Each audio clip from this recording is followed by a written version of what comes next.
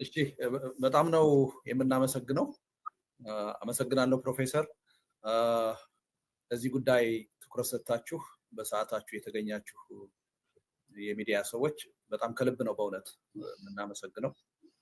ትብብራችሁ ጊዜ ተለይቶና አያውቅምና ለዛ በጣም ትልቅ አክብሮት እና አድናቆት ነው ያለን። ምስጋናችንንም በዚህ አጋጣሚ እናቀርባለን።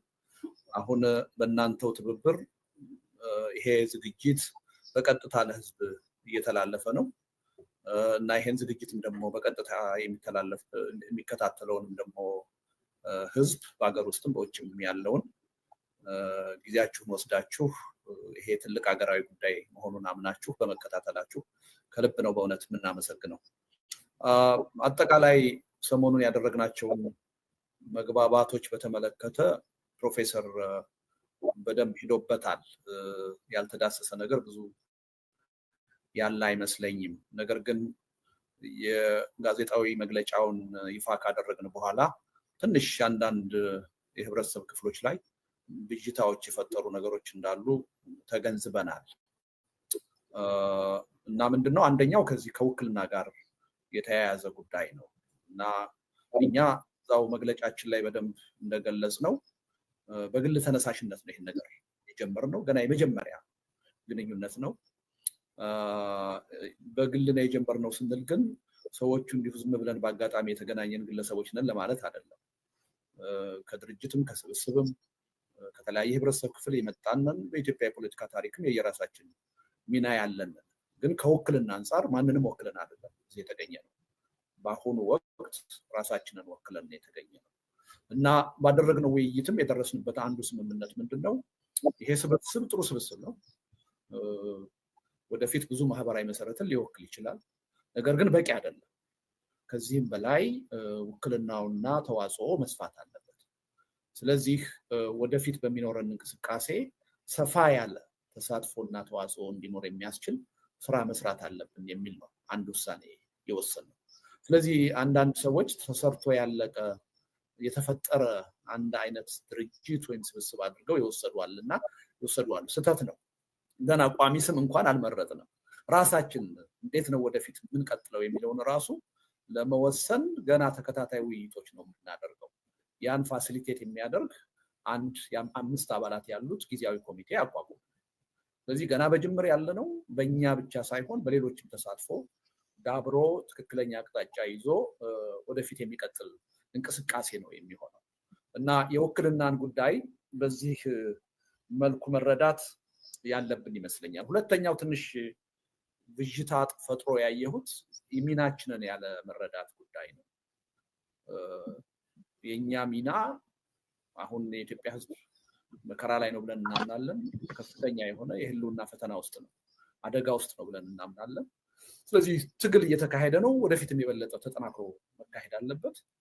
ያ ትግል በትብብር መካሄድ አለበት የሚል ያ ትግል ደግሞ በትብብር ከተካሄደ በኋላ ካለፉት የትግል ሂደቶች የተማርናቸው የቀሰምናቸው ትምህርቶች አሉ።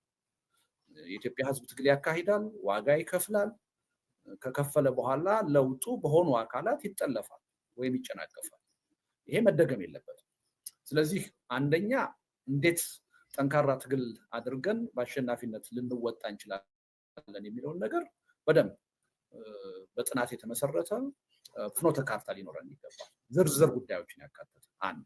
ሁለተኛ ለውጥ ከመጣ እና በአሸናፊነት ስንወጣ ምን አይነት የሽግግር ሂደት ነው የሚኖረው?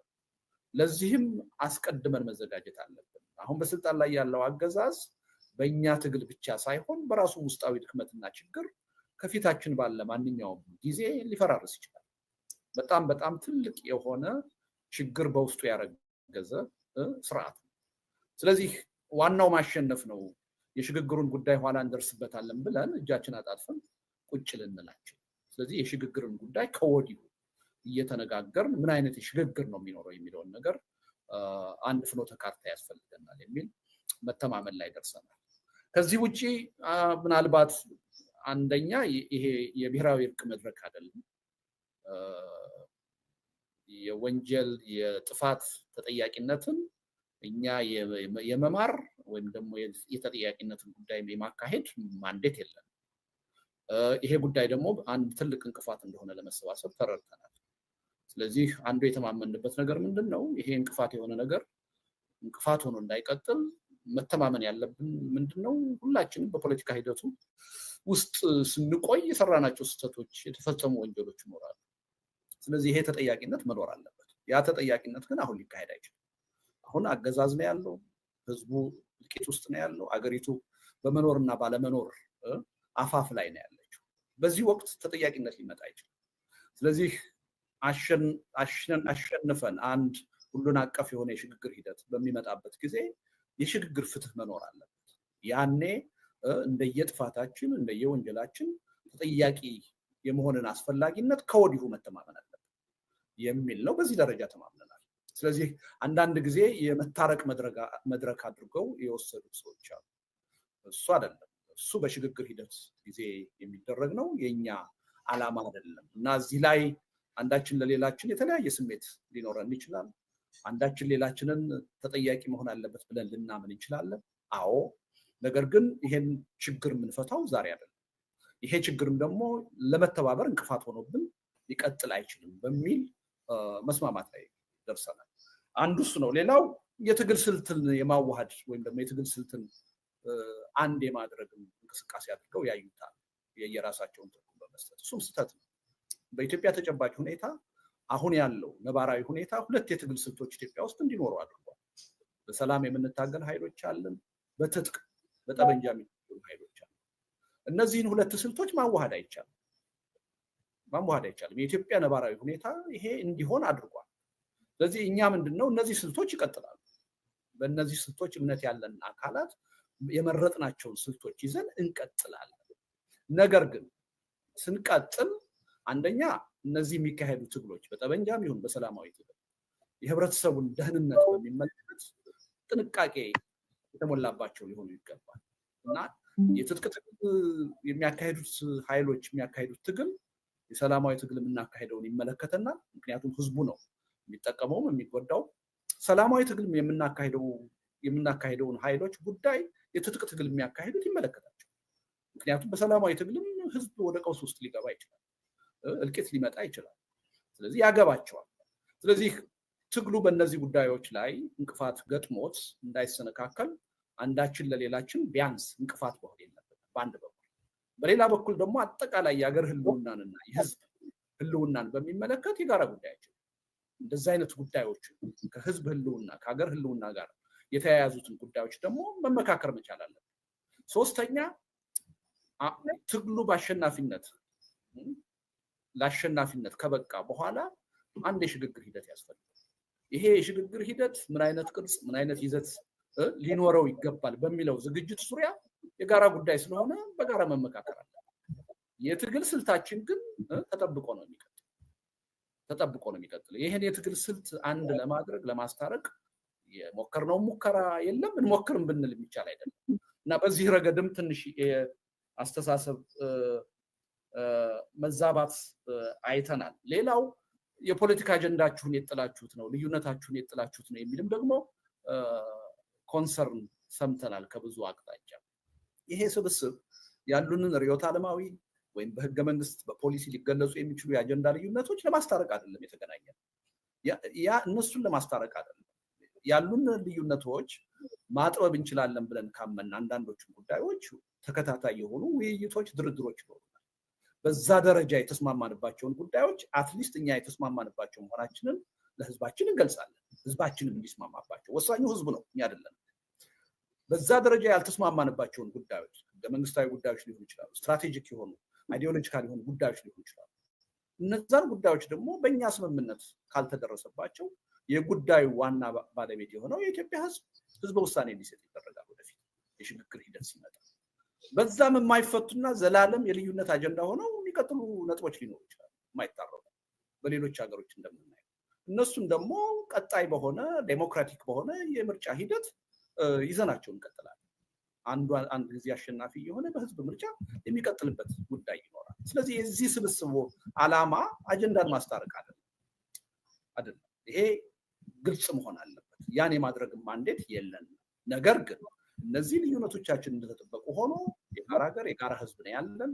ይሄን ህዝብ ከጥፋት መታደግ አለብን። ለመታደግ የሚያስማሙን ጉዳዮች ምንድናቸው ብለን ለይተናል።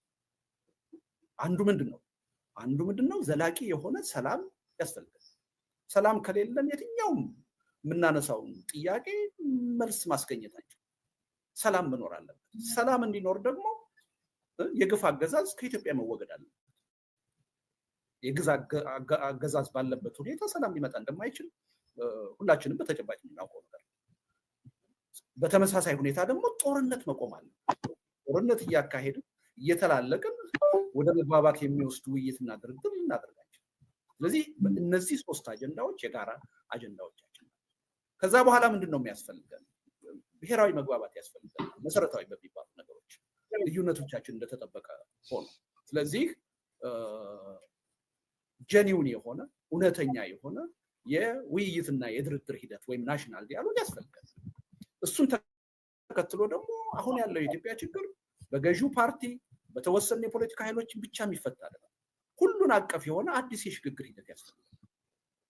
በዚህም ተስማምተናል። ስለዚህ እነዚህን መሰረታዊ ነጥቦች ይዘን በሚኒመም ወይም በመለስተኛ አጀንዳ ተባብረን ትግል ማድረግ እንችላለን። እነዛ ያ ትግል ሁለት ፈርጅ ይኖራል። አንደኛ በአሸናፊነት ለመወጣት ትግል፣ ሁለተኛ ከአሸናፊነት በኋላ የሚመጣው ሽግግር እንደ አሁን ቀደሙ እንዳይኮላሽ እንዳይጠለም ዘላቂ ሰላም ሊያመጣ በሚችል መልኩ እንዲካሄድ ከወዲሁ ዝግጅት ማድረግ አለብን የሚል ስምምነት ላይ ደርሰናል እና አንደኛ ያው ጅምር መሆኑን ታሳቢ ማድረግ ያስፈልጋል። ሚናችንም ውስን መሆኑን መገንዘብ ያስፈልጋል። ይሄ መረዳት ካለ ችግር ያለው አይመስለኝም። ይሄ በጣም ገና አዲስ ነገር ነው። በጣም ትልቅ ተነሳሽነት ግን ተፈጥሯል። አንዱ የተስማማ ነው ምንድነው እንደምታውቁት ሁላችሁም አሁን ትልቅ የሆነ የመተባበር ተነሳሽነት ተፈጥሯል። ለምሳሌ አብሮነት ኢትዮጵያ ይህ አይነት መድረክ እያዘጋጀ ነው። የኦሮሞ የፖለቲካ ኃይሎች ተመሳሳይ መድረክ እያዘጋጁ ነው። የኢትዮጵያ ሰሞኑን የኢትዮጵያ ምን ነበር የኢትዮጵያ ሶሊዳሪቲ የሚባል እንዲሁ አንድ ኃይል ተመሳሳይ እንቅስቃሴ እያደረገ ነው። ይሄን ማን ነው ይሄን ማስተባበር ያለበት የሚለው ወደ ፉክክር ውስጥ ሊያስገባንና ሌላ የቅራኔ ምንጭ ሊሆን አይገባም። ስለዚህ እንዲህ አይነት ትብብሮች መኖር አለባቸው። ተነሳሽነቱ መፈጠሩ ጥሩ ነው። ነገር ግን በትብብር በጋራ መሰራት አለበት የሚለውንም ተስማምተናል እና ይሄ ቀላል ነገር አይደለም እና ሚናችን በዚህ ደረጃ የተገደበ እና የተመጠነ እንደሆነ ቢታወቅ ጥሩ ነው ብዬ ነው። በጣም ነው የማመሰግነው ፕሮፌሰር። አመሰግናለሁ አቶ ልደቱ። ማሪው ብዙዎቹ ነገሮች ግልጽ ያደረገ ይመስለኛል። አቶ ጀዋርም አመሰግናለሁ። ታዳሚዎችም ጋዜጠኞችም ስለመጣችሁ አመሰግናለሁ። አጠር አድርጌ ብቻ የስብሰባው አንደኛ የስብሰባ አዲስ አይደለም። በሀገራችን ጉዳይ ትግል ለማቀናበርም ሆነ ለሽግግር ለመዘጋጀት ብዙ ውይይቶች እየተካሄዱ ነው ያሉት። ግማሾቹ በግልጽ ግማሾቹ በፕራይቬት በሆነ መልኩ እየተካሄዱ ነው። ኢትዮጵያ ውስጥም ከኢትዮጵያ ውጭም እየተካሄዱ ነው ያሉት። የዛው አካል ነው። እዛም የተሰባሰቡ ሰዎች በተለያየ ውይይቶች ውስጥ እየተሳተፍን ያለን ሰዎች ነን። ኮንቲኒዌሽን ኦፍ ቫሪየስ ኢኒሺዬቲቭስ ወደፊትም የሚቀጥል ነው። ሰፋ ብሎ የሚቀጥል ነው። ፕላኖች ወደፊት የምናሳውቅ ይሆናል። በዛ መልኩ ነው መታየት አለበት። ሁለት ነገር ነው የተወያየ ነው ጠቅላላ ሲደረግ። አንዱ አሁን ልደቱ እንዳለው የተካሄዱ ያሉ ትግሎችን ለማቀናጀት የተቀናጀ ትግል ለማካሄድ በትግልና በሰላማዊ መልኩ እየተንቀሳቀሱ ያሉ በተለያየ አደራጀት ያሉ ተናበውና ተደጋግፈው ለድል እንዲበቁ የማቀናጀት አስፈላጊነት ላይ ውይይት ተካሂዷል። ሁለተኛው ደግሞ ለውጥ ሲመጣ ያ ለውጥ እንዳይጨናገፍ እንዳይጠለፍ ምን አይነት ዝግጅት ያስፈልጋል? ያ ለውጥ የህዝባችን ለዓመታት የተራበውን ፍትህ፣ ዲሞክራሲ፣ ነፃነትና ልማት ያጎናጽፍ የሚችል የፖለቲካ ስርዓት ለመገንባት ካሁኑ ዝግጅት እንደሚያስፈልግ ከዚህ በፊት የተፈጸሙ ስህተቶች ከዚህ በፊት ያመለጡ እድሎች እንዳይደገሙ ካሁኑ በሀሳብ ደረጃም በጠለቅ ብሎም መወያየት አስፈላጊነት ላይ ሰፊ ውይይት ነው ያለን። እኔ በእኔ ግምገማ ውይይቱ ከጠበቅኩት በላይ ሆኖ ነው ያገኘሁት። ስቴትመንት የሀገራችን የፖለቲካ ሊሂቅ የፖለቲካ ማቹሪቲ በከፍ ያለ መሆኑን የተረዳሁበት ነው። ሴንሲቲቭ የሚባሉ ድሮ ቢሆን ኖሮ ከማጨቃጨቅ አልፈው ሊበሳቱ የሚችሉ ጉዳዮች ላይ በድፍረት በጥንቃቄ በብስለት ውይይት የተካሄደበት ነበረ። እኔ በጣም ደስተኛ ነበርኩ በውይይቱ ላይ ብዙም ተሳታፊ ከዛ በኋላ ስንጫወት ውይይቱ በጣም ገንቢ እንደነበረ ነው። እንግዲህ ቢቀጥለው ከዚህም የተሻለ ውይይቶችን ዝግጅቶችን እያደረግን እንደምንሄድ ተስፋ አደርጋለሁ። አመሰግናለሁ። የተረፈው በጥያቄና መልስ እንመልስበታለን።